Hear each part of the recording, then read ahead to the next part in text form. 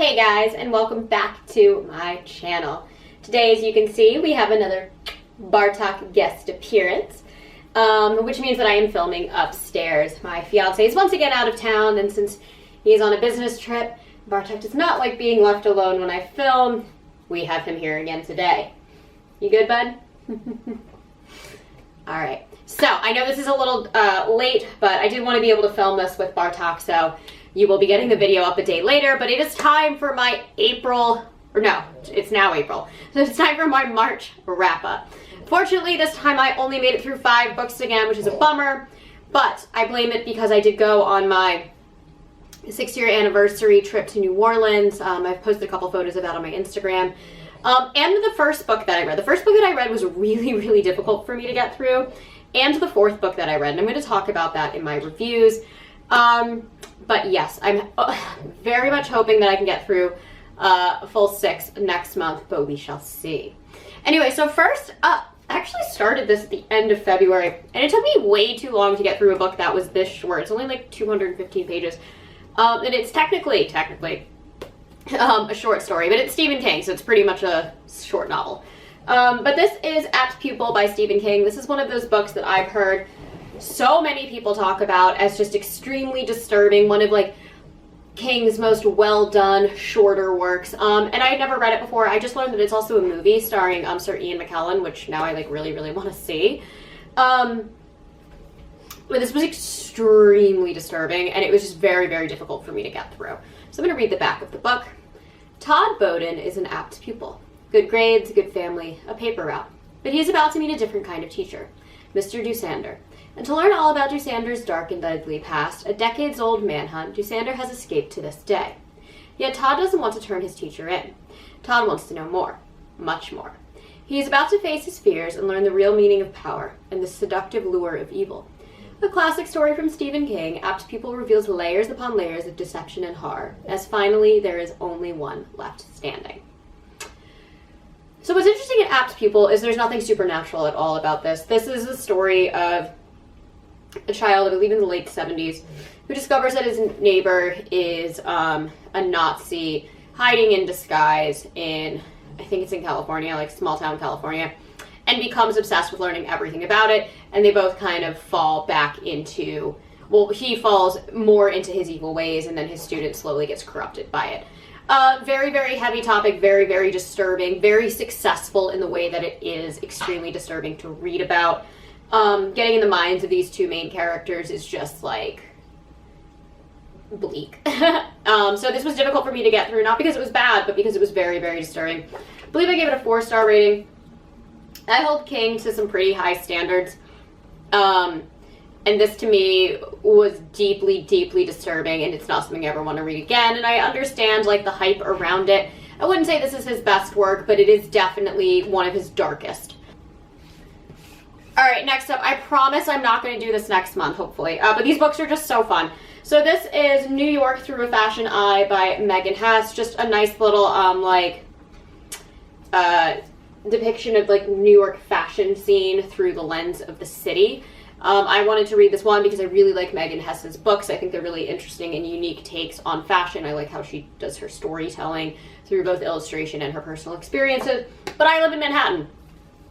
I go to a lot of these places. So I really wanted to see what her perspective as somebody who doesn't live here is. I gave this a 3-star because I think she missed a lot of really cool, crucial parts of New York City. The hotel scene, the bar and restaurant scene, which are, I work in the service industry, so those are scenes that are very important to me, and I feel like that was very much glossed over in this. But it is a beautiful book, and it is very fun. So 3-star, I think that's the first 3-star Megan Hess from me, but I say this a lot, but I use fashion books as palette cleansers. I read a lot of really heavy topics, so I like having a palette cleanser at least once a month to kind of, you know, get me out of the kind of sad mindset that I fall into when I read some of the darker books. And after Apt Pupil, I really needed something light and fun to read. Okay, next up, I do have an entire review on my channel on this, and this is All Hallows by Christopher Golden.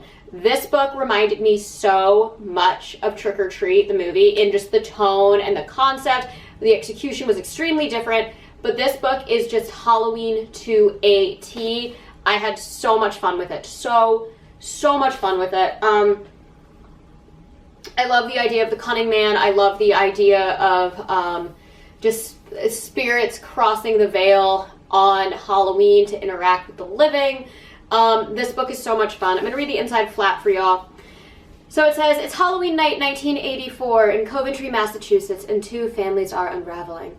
Up and down the street, secrets are being revealed, and all the while, mixed in with the trick-or-treaters of all ages, 4 children who do not belong are walking door to door, merging with the kids of Parmenter Road.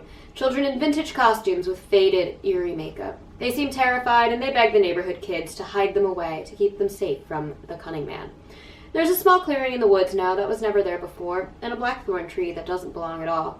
These odd children claim that the cunning man is coming for them, and they want the local kids to protect them.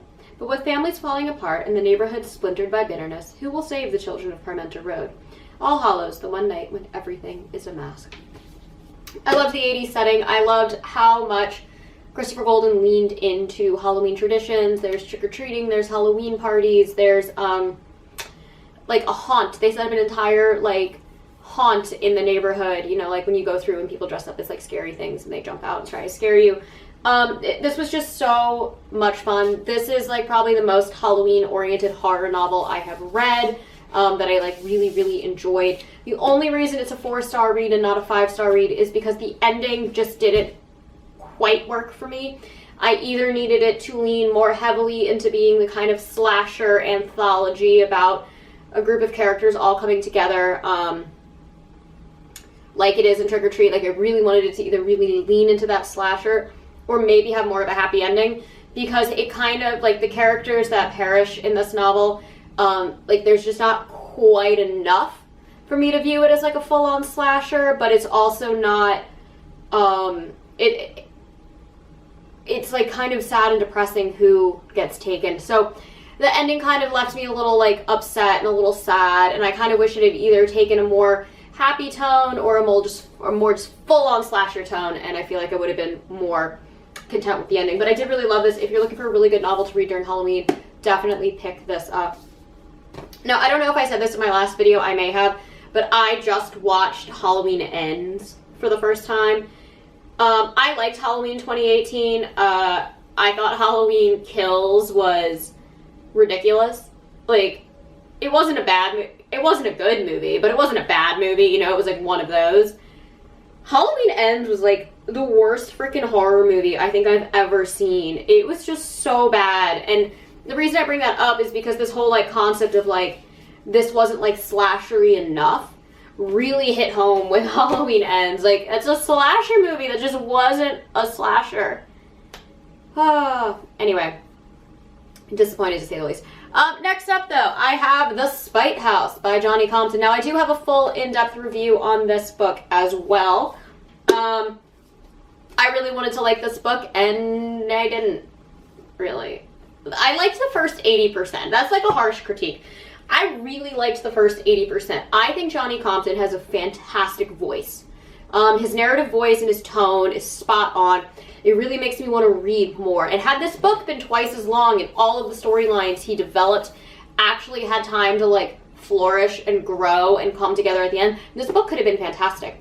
But he introduces so many cool concepts and then kind of truncates them to fit everything together in the end that it just didn't work for me. And I wanted him to just kind of pick a lane and do either central focus on the family or central focus on like the woman who owns the Spite House and her relationship with the town and her ancestors, or just the ghosts in the Spite House. And I just felt that there was so much in this novel. And this is a really interesting novel because it's about a dad and his 2 daughters who are, for some unknown reason, on the run. And because they have to be paid under the table, they take a job as a caretaker in what is supposed to be a very, very haunted house. And their job is to simply prove that there is ghosts and record the ghost activities to the owner, who already knows it's haunted and just needs more proof to show the world that the house is haunted. I'm just going to keep it at that. Which is really cool, but like that's just the setup. And then it kind of develops into like a whole different string of a bunch of different backstories and current stories and different motives, and you kind of lose sight of the actual Spite House of the novel. And I just wish it hadn't done that. I wish it had focused more on the house and kind of developed everything and maybe cut some of those side stories out to maintain the focus on the Spite House, because I think a Spite House is really cool. Spite House is so petty. It's the idea of building an ugly, ugly house to piss off your neighbors, and the idea that then becomes haunted, probably what I would assume from the negativity of all of it, which isn't explained at all in the book, maybe alluded to, is just interesting to me, and I would have loved to read more about it. We have the return of the Bartok. You want to say hi again, Bart? Yes? No? Maybe? Okay, and last up, I read Dead Daughters by Tim Meyer. I'm a huge, huge, huge Tim Meyer fan. I think he is one of the best like indie contemporary authors that we have right now. And this was a book that I've heard from a bunch of people that you should totally read if you like Tim Meyer. I love Malignant Summer. That's my favorite thing that he's done. I read Paradise Club. That was great. Switch House, his new release, The Sea, the Stars, Wormwood, and I thought this was awesome. Now, one of the things that I think is really interesting about Tim Meyer's work is a lot of times his books tend to be in the cosmic horror realm, which is really not my cup of tea. I've never been a cosmic horror person. However, the way Tim Meyer does it, I've always really, really vibed with. And so I was fully expecting to go in this book and have it be cosmic horror-y, and it wasn't. Like, at all. Like, there are supernatural elements in this book, which kind of then threw me off because I kept expecting it to be this cosmic horror reveal. And then when it wasn't, and it still had these supernatural elements, I was kind of annoyed because this is pretty much just a mystery thriller. And whenever you add any kind of like supernatural elements to like a mystery thriller, I kind of get annoyed because then I can't solve it. And that was what happened with Hidden Pictures, and it's what happened with the latest Riley Sager novel. And I'm so used to Riley Sager like teasing supernatural and then it being not supernatural. So I don't know, I just don't like when you have a supernatural twist in what could be a mystery thriller. However, this book is fantastic. This was a 4-star read for me just because of the supernatural element. And because the trope in it, this supernatural concept, which isn't necessarily even supernatural, I don't think the psychology of it and the, I don't think the psychology of it works that way. I'm pretty sure there's no scientific proof to explain what happens in this. But it banks upon a real type of mental disorder that happens. That's been a trope used very frequently, especially in a breakout novel from 2 years ago about a house with a talking cat. I'll just leave it at that. But yeah, this was really interesting, and I loved the tone, I loved the setting, I loved the characters, I loved all of the mystery and intrigue in it, and it was just kind of the final reveal that I just didn't buy because it banked on something supernatural, and even if it was put in the scientific realm the way that Tim Meyer tries to, I just didn't buy it. It felt very X-Files to me. But I thought the mystery was great, I thought the concept was great, I thought it was unique. The twist was cool, because I really thought we were going to go one way, and then it kind of turned the exact opposite way of how I thought it was going to go. And I thought that was awesome. It really led me to believe one character was going to be the bad person, and it was actually the other. So I really enjoyed that. But let me read the back of the book for you guys, because I think it's a very, very interesting concept. Drew Lowry is living the American dream. He has the perfect family, a stable job, and a beautiful home in the suburbs of central New Jersey, which doesn't exist. Things can't get much better.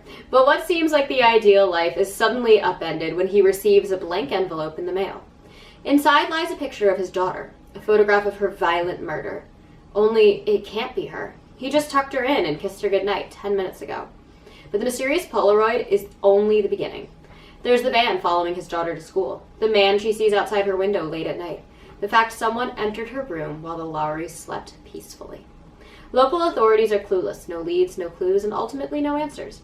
Drew launches his own investigation, falling into a hole of lies and deceit, the truth he never saw coming. Dead Daughters is the new twisted thriller from Tim Meyer, author of The Switch House and Kill Hill Carnage.